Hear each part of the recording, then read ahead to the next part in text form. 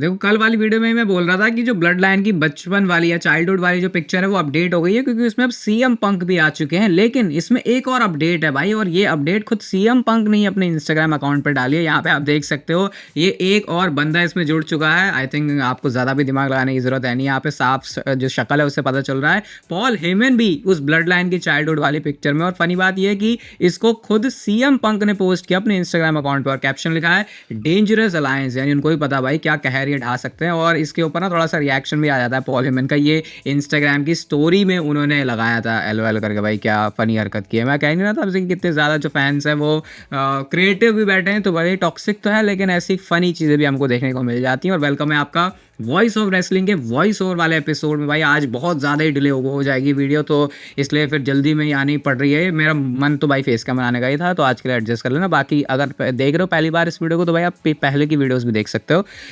उससे आपको और क्लैरिटी मिल जाएगी चैनल पे होता क्या है पिछली काफ़ी सारी वीडियोज़ उठा के। तो भाई जो हमने कल देखा स्मैकडाउन में, उसके बाद भी काफ़ी सारी चीज़ें मैंने आपको शाम वाली वीडियो में शेयर कर दी थी। लेकिन यहाँ पे भाई आप देख सकते हो ये फोटो है जहाँ पे जिमी ऊसो, रोमन रेंस और पॉल हेमन आपस में हक कर रहे हैं। और भाई यहाँ पे आप जरा रिलीफ देखो कितना ज़्यादा जिमी ऊसो के चेहरे पर है। ऐसा लग रहा है कि जैसे हम कभी रोड में खो गए और हम हमारी मम्मी से मिल जाते हैं ना, तो जो रिलीफ मिलता है, मतलब बचपन की मैं बात बता रहा हूँ, कभी तो किसी ने किसी के साथ ऐसा हुआ ही होगा, मतलब हर किसी के साथ ही हुआ होगा। तो वो जो रिलीफ आता है अपने मम्मी पापा को देखने के बाद, उस टाइप का कुछ जिमी ऊसो के चेहरे का रिएक्शन है। और कुछ एक वीडियो भी आती है, ऑब्वियसली मैं यहाँ पे स्क्रीनशॉट ही लगाने वाला हूँ। यहाँ पे साफ साफ देखा जा सकता है भाई कि रोमन रेंस और सीएम पंक एक दूसरे को इग्नोर करते हुए नजर आ रहे हैं। जबकि अगर आप सीएम पंक को देखोगे तो वो जिमी से भी मिले, जे से भी मिले, सैमी से भी मिले, पॉल हेमन से, ऑब्वियसली उनके तो कहने पर वो आए ही हैं। ये सब मैंने आपको कल शाम वाली वीडियो में बता ही दिया था। लेकिन रोमन रेंस और सीएम पंक थोड़े थोड़े टेढ़े टेढ़े नजर आए। जैसे सीएम पंक निकल रहा है तो रोमन साइड हो जा रहा है, और अगर रोमन रेंस निकल रहा है तो सीएम पंक उनको जो है अवॉइड कर रहे हैं। तो अभी यहाँ पे थोड़ी सी जो इंटेंस माहौल है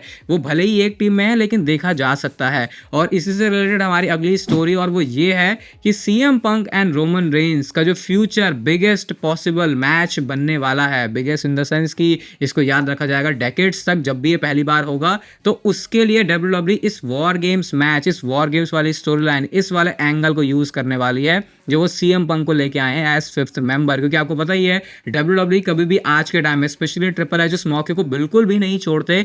जब भी उनके पास प्लान होता है फ्यूचर में किसी चीज को करने का, और उसके जो बीज है, जो पौधे हैं, वो लगाना ताकि आगे जाके वो जो है पेड़ बन सके। तो यहाँ से एक चीज बिल्कुल क्लियर आपको दिखेगी कि रोमन रेंस और सीएम पंक के बीच में थोड़ी सी ऐसे थोड़ा इंटेंस वाला माहौल है कि वो दोनों एक दूसरे को उतना ज्यादा पसंद नहीं कर रहे, लेकिन फिर भी वो दोनों साथ में है। क्योंकि अभी जो कॉमन फैक्टर है यहाँ पर वो पॉल हेमन का है। अभी इसी से रिलेटेड एक बहुत बड़ी चीज भी मैं आपको बताऊंगा भाई, बिल्कुल वीडियो से चिपके रहना। मेरे को मजा आता है भाई वैसे फेस कैम वीडियो बनाने का, लेकिन जब वैसे कभी मजबूरी आ जाए तो क्या ही कर सकते हैं। लेकिन बैरन कॉर्बिन ने भाई काफी अच्छा कुछ काम कर दिया यार। देखो डब्ल्यूडब्ल्यूई से तो निकाले जा चुके हैं, उसके बाद उन्होंने जिजित्सु में गोल्ड मेडल जीत लिया भाई, और उसको उन्होंने पोस्ट किया। और जो कमेंट सेक्शन है वो देख के बहुत बढ़िया लगा भाई। बहुत ही रेयर ऐसे मौके होते हैं जब आपको स्पेशली ट्विटर पे कुछ अच्छे लोग कमेंट करते हुए दिखाए थे। तो बैरन कॉर्बिन के नीचे ऐसे ही एक बंदे ने पूछा कि क्या तुमने ब्रोकन फ्रिकन नेक के साथ ये जीता, तो उस पर बैरन कॉर्बिन कहते हैं यार मैं उतना बैड ऐस नहीं। ऑब्वियसली यहाँ पे वो कर्ट एंगल की बात कर रहे थे जिनके साथ उनका रिटायरमेंट मैच था। लेकिन देख के अच्छा लग रहा है कि डब्ल्यूडब्ल्यूई से निकल के भी प्रोग्रेस सही हो रही है। कुछ दिन पहले मैं इस चीज को डिस्कस कर रहा था कि यार ब्रॉन ब्रेकर का कैरेक्टर बहुत अलग सा है, कि उनको दिखाते तो हील है लेकिन जब डॉग्स के एरिया में बैठने की बात होती है या फिर बाग करने की बात होती है तो कैसे सब लोग वहां से वो वो कर रहे होते हैं। तो इसी चीज के बारे में रसल वोट्स ने एक अपडेट दिया, और वो ये कहते हैं कि डब्ल्यूडब्ल्यूई का प्लान है ब्रॉन ब्रेकर के कैरेक्टर को ना बेबी फेस ना हील रखने का, बल्कि वो एक ट्विनर की तरह काम करेंगे। जो कि आपको पता है ऐसा होता है कि काफी न्यूट्रल होता है। अब ट्विनर के भी बहुत अलग अलग मतलब होते हैं। एक ट्विनर ऐसा होता है कि जो थोड़ा हीलिश साइड पर होता है, फिर एक थोड़ी बेबी फेस साइड पर होता है। अब इंटरेस्टिंग ये होगा कि ब्रॉन ब्रेकर को किस तरीके से दिखाते हैं। मैं भी आपसे बहुत बार बोल रहा था यार, कंफ्यूजन सा होता है कि ब्रॉन ब्रेकर मतलब क्या कैरेक्टर है। तो इस पे यही बात है कि ना उनको हील ना फिर एक फेस की तरह देखेंगे, और जब वो ऐसा काम कर रहे हैं तो काफ़ी यूनिक कैरेक्टर तो बनेगा। और इंटरकॉन्टिनेंटल चैंपियनशिप के साथ भाई मेरा तो है यहाँ पे एक बोल्ड बात बहुत ही कि आने वाले टाइम में ब्रॉन ब्रेकर शायद वो नाम हो सकता है जिसको हम जनरेशनल टैलेंट की तरह जाने। देखते हैं अब क्या होगा आगे। जे उसो के पास इंटरकॉन्टिनेंटल चैंपियनशिप आई और कुछ ही टाइम में वो चली भी गई। लेकिन अगर आपको ऐसा लगता है कि जे उसो की जर्नी यहीं पर खत्म हो गई है तो भाई जे उसो की नज़रों में तो आप बिल्कुल गलत हो, क्योंकि उन्होंने ये बोला कि बहुत सारे लोग लोगों ने तो मेरे पे ये भी बिलीव नहीं किया था कि ये बंदा कभी सिंगल्स टाइटल इंटरकॉन्टिनेंटल चैंपियनशिप जीत सकता है, और वो मैं जीता। और मेरे को फर्क नहीं पड़ता कि किसके पास वर्ल्ड टाइटल है, मुझे एक मौका तुम दे के दिखाओ, तुम मेरे कंधों पर वर्ल्ड चैंपियनशिप देखोगे। तो इन सारी बातों से जे उसो की वो जो भूख है, वो जो हंगर है वर्ल्ड चैंपियनशिप के लिए, वो अभी काफ़ी हद तक दिमाग में घुसी हुई है। भले ही वो अभी ब्लड लाइन के अभी इस पंगे में पड़े हुए हैं, लेकिन ऑब्वियसली वो भी उनके लिए काफ़ी एक इंपॉर्टेंट मैटर रहता है। तो अब तो मुझे नहीं लगता, पहली बार जब लोग कहते थे कि यार जे उसो ठीक है सिंगल्स रन, याद है लोग उनको यीट यीट करने वाला ही बोलते थे। मैंने भी अग्री किया था कि हाँ भाई बात तो सही है, लेकिन फिर वही चीज़ आप कोडी रोड्स के केस में भी अप्लाई कर सकते हो कि भाई वो भी तो क्या कर रहे हैं। अगर मर्चेंडाइज सेल्स के हिसाब से देखोगे तो भाई फिर तो जे उसो भी वही काम कर रहे हैं। बट फिर भी भाई जे उसो के अराउंड जो ब्लड लाइन की स्टोरी है वो बहुत एंटरटेनिंग है, और अभी मौके शायद उनको उतने मिले नहीं है। मैं ये तो नहीं बोलूंगा, मतलब सही में बहुत सारे लोग ये बोल देंगे भाई टाइटल दे दो इस बंदे को, डिजर्विंग है ऐसा, लेकिन मैं ये नहीं चाहता कि टाइटल जीतने के बाद फिर कोडी रोड्स के जैसा हाल हो जाए किसी भी बंदे का कि डिजर्विंग कह के तुमने टाइटल तो पहुंचा दिया उसके पास, लेकिन अभी उतनी सारी लेयर्स खोली नहीं है उस कैरेक्टर की। तो मेरे लिए तो जे उसो डेफिनेटली जीतेंगे वर्ल्ड चैंपियनशिप, लेकिन आई थिंक डब्ल्यूडब्ल्यूई को पहले उनके कैरेक्टर में और इन्वेस्ट करना चाहिए, ताकि चैंपियनशिप जीतने के बाद ऐसा ना हो कि बस वो चेज खत्म हो गई और उनके पास कोई स्टोरी लाइन नहीं है। अब देखो डब्ल्यूडब्ल्यूई के दिमाग में चुल उड़ गई है, तो इसका मतलब एक चीज क्लियर है कि ये चीज होने वाली है। लोगन पॉल ऑलरेडी डब्ल्यूडब्ल्यूई के साथ साइंड है, उनका एक बहुत ही यूनिक कॉन्ट्रैक्ट है जो कि उनको डब्ल्यूडब्ल्यूई के साथ साथ लिमिटेड शेड्यूल में काम करने के साथ साथ बाकी और चीजें भी करने के लिए अलाउ करता है। जैसे भी रिसेंटली इंडिया भी आके वो गए थे, तो उन्हें के भैया जेक पॉल, जिनकी माइक टायसन की फाइट की वजह से, मैच की वजह से भी बहुत ज्यादा जो है हाइप वो भी बनी हुई है। डब्ल्यूडब्ल्यूई ने इंटरेस्ट दिखाया है जेक पॉल को लाने का, और 2025 के किसी एक प्रीमियम लाइव इवेंट के अंदर आपको जेक पॉल देखने को मिल सकते हैं। बहुत ही ऑब्वियस चीज़ है भाई है, अगर लोगन पॉल की कोई स्टोरी है तो उसी में जेक पॉल का इन्वॉल्वमेंट होगा। और भाई अभी बोलते बोलते मेरे दिमाग में क्या ही आइडिया है यार, ये जेक पॉल और लोगन पॉल, इनको डब्ल्यूडब्ल्यूई के स्टेज पर अगर एक मैच करने को मिलता है, भाई क्या ही डब्ल्यूडब्ल्यूई को हाइप मिलेगी। ना सिर्फ लोगन पॉल जेक पॉल के खुद के करियर के लिए, बल्कि डब्ल्यूडब्ल्यूई के लिए भी ये बहुत बड़ा सोशल मीडिया इवेंट होने वाला है, क्योंकि आपको पता है भाई दोनों पॉल ब्रदर्स की जो फॉलोइंग है, चाहे कंट्रोवर्शियल वे में बोलो कैसे ही बोलो, बहुत तगड़ी है। ये तो मैंने आई थिंक बहुत आगे की बात बोल दी है, लेकिन धीरे धीरे जेक पॉल जो अपने कदम जमा लेंगे, ऐसा लग रहा है कि Jake Paul versus Logan Paul के मैच की तरफ भी डब्ल्यूडब्ल्यूई बढ़ सकती है। टामा टोंगा अपना ये करके कितने ज़्यादा फेमस हो चुके हैं ये बताने की ज़रूरत नहीं है, लेकिन कल भाई उनके साथ थोड़ा सा गलत हो गया।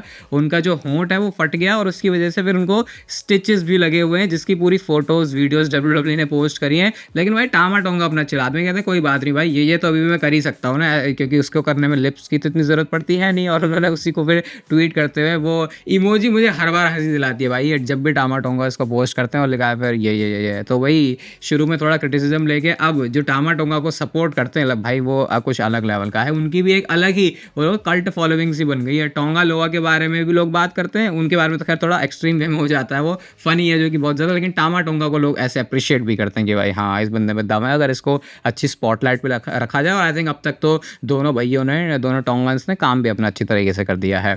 एक गुड न्यूज़ की तरह आप इसे ले सकते हो जो कि रोमन रेंज से रिलेटेड है। तो रेसलमेनिया 41 तक जो कि डब्ल्यूडब्ल्यूई का बहुत तगड़ा बिल्ड होने वाला है रोमन रेंज के मैच के लिए, बहुत ज़्यादा रोमन रेंज कंसिस्टेंट होने वाले हैं ऑन मंडे नाइट रॉ। आपको पता ही है इसके पीछे एक बड़ा रीजन ये है कि नेटफ्लिक्स पर वो जा रहे हैं, तो डब्ल्यूडब्ल्यूई को जो सारी आई बॉल्स है वो उसके ऊपर चाहिए। तो शुरुआती जो 3-4 महीने वो बहुत ज़्यादा रोमन रेंज आपको कंसिस्टेंट दिखेंगे। तो स्टोरी लाइन में अब इस वजह से तो ब्रेक या डिले नहीं आने वाला कि रोमन रेंज की आज अपीयरेंस नहीं होगी। बस एक हाल फिलहाल मुझे एक चीज़ बेकार लग रही है कि जो डब्ल्यूडब्ल्यूई के टेप्ड शो है वो ज़्यादा हो रहे हैं। अब वैसे ना भाई ये रोड टू रेसलमेनिया के बिल्ड में भी बहुत सारे टेप्ड मैच होने वाले, लेकिन चलो कोई नहीं भाई, हम तो अपने अलग ही रहेंगे स्पॉयलर्स वगैरह से, क्योंकि फिर जब टीवी पे उसको देखते हैं तो फिर इस चीज़ का अलग मजा होता है। सिर्फ आपको पिक्चर ही मैं दिखाऊंगा, और पिक्चर देखते ही आपके दिमाग में क्या आया वही चीज़ आई ना जो आनी चाहिए। और ये फोटो आई है उनकी ड्रू मैकिंटायर के साथ जो उनका मैच हुआ था हेल इन अ सेल के अंदर। ये मैं बैड ब्लड के मैच की बात कर रहा हूँ, और ये फोटो डब्ल्यूडब्ल्यूई ने ना उस मैच के बाद ही सीएम पंक की बिल्कुल क्लिक करवा ली थी, क्योंकि इतना आइकॉनिक वो मैच रहा था। और भाई यहाँ पे देखो क्या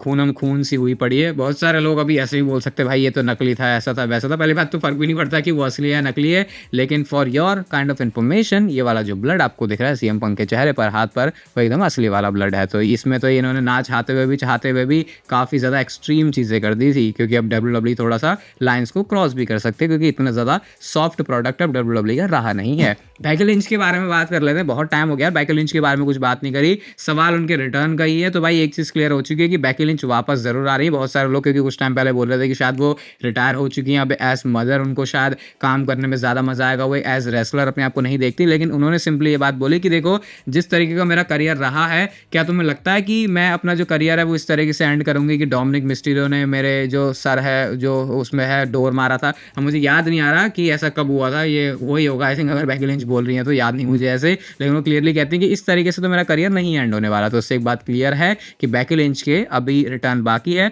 और शायद अभी एक और बढ़िया रन WWE में हम उनका एक्सपेक्ट कर सकते हैं। अब तो मैं इस मोमेंट में कह रहा हूँ भाई, मैं शार्लेट फ्लेयर और बेकी लिंच भी दोनों को मिस कर रहा हूँ। काफ़ी फ्रेश है WWE का मेन रोस्टर का विमेंस डिवीजन, लेकिन वो फ्रेश ऐसा नहीं है कि उसको बहुत ज़्यादा अप्रिशिएट किया जा सके। नेटफ्लिक्स के डेब्यू एपिसोड में मंडे नाइट रॉ में एक बहुत ही क्रेजी आइडिया के साथ आए हैं, इंटरजेंडर मैच के साथ आए हैं मोंटेस फोर्ड। आपको पता है मोंटेस फोर्ड की जो रियल लाइफ में वाइफ है वो बियांका बेलेयर है, तो उन्होंने बोला कि अगर एक debut match Netflix Monday night raw का होने वाला है, बहुत बढ़िया मैं आइडिया दूं, तो क्यों ना एक इंटरजेंडर मैच किया जाए। ग्रेटेस्ट एथलीट आएगा मेंस डिवीजन से, विमेंस डिवीजन से भी आएगा, और वो कौन है? यहाँ से हूँ मैं, वहाँ से मेरी पत्नी बियांका बेलेयर। तो एक बढ़िया इंटरजेंडर मैच हो सकता है। WWE इतने सारे इंटरजेंडर मैचेस करवाती ना, ये तो सोशल मीडिया की वजह से कि लोग ये बोलेंगे वो बोलेंगे, भाई WWE चुप हो जाती है। लेकिन अगर पति पत्नी का इंटरजेंडर मैच है तो आई थिंक इसका सेंस बन सकता है। पता नहीं नेटफ्लिक्स वाले एपिसोड में तो नहीं, लेकिन इन फ्यूचर के लिए आइडिया तो भाई बढ़िया सही लग रहा है। स्मैकडाउन के एंडिंग में रोमन रेंस और CM पंक आमने सामने आए थे, और उसके बाद से हम ये सोच रहे हैं कि अब क्या होगा नेक्स्ट। अभी वीडियो की स्टार्ट में मैंने आपको बोला भाई चिपके रहना, एक बड़ी इंटरेस्टिंग चीज बताता हूँ। तो अब WWE के जो फैंस है उनकी जो आईज है बिल्कुल ईगल की तरह तो है, अब यहाँ पे लिप्स को रीड करने की कोशिश की गई है। तो बातें क्या पता चल रही है CM पंक और रोमन रेंस के बीच में। CM पंक कहते हैं कि it is not about me and you, it is about him. और जब उन्होंने बोला तो वो पॉल हेमन की तरफ इशारा कर रहे थे कि ये हम दोनों के तो मतलब की बात नहीं है, ऐसा बताना चाह रहे होते हैं कि मैं तो पॉल हेमन की वजह से यहाँ पर हूँ। तो रोमन रेंस कहते हैं he is my wise man, ऐसा करके उन्होंने थोड़ी सी चौड़ दिखाई, भाई बंदा तो मेरा ही है। और पता है उसके बाद पंक क्या जवाब देते हैं? कहते हैं वी विल सी। इसका मतलब आप समझो कि सवाल यहाँ पे थोड़े से पॉल हेमन किसकी साइड है उसी तरफ खड़े हो गए हैं। और जब रोमन रेंस ने यहाँ पे ये भी बोला कि तुम यहाँ पे क्या कर रहे हो, वो लिप्स रीड किया, तो CM पंक ने जवाब दिया सेविंग योर ASS, यानी कि भाई तेरे को मेरी जरूरत है, मैं तुझे बचाने आया हूँ, वरना तेरा तो यहाँ पे कांड हो जाता है। ऐसा करके CM पंक अपनी भी चौड़ दिखा रहे हैं कि भाई तेरे को बचाने आया हूँ, वरना सोच तेरा क्या हाल होता है। और मैं आपसे कह ही रहा हूँ भाई, इस चीज़ को WWE वॉर गेम्स में, वॉर गेम्स या फिर जो भी स्टोरी चल रही है अभी जिस तरीके से भी साथ में आ गए हैं, इसको फ्यूचर इनके बड़े मैच के लिए बिल्ड करने वाली है। क्योंकि भाई दोनों बंदों के अंदर ईगो तो है अपने कैरेक्टर में, एटीट्यूड तो पूरा है, अपना टोरा तो लेके चलते हैं, तो सेम पेज पर आना इनका मुश्किल ही नहीं नामुमकिन है। वो तो पॉल हेमन ने किसी तरीके से सेटिंग बैठा दी है। आज की वीडियो में एडिटिंग भाई ज्यादा होगी तो उसके लिए माफ कर देना, कल से फिर से रेगुलर तरीके से वीडियो आ जाएंगे। बट वीडियो को फिर भी लाइक करके तो आप जरूर जाना, चैनल को सब्सक्राइब कर दो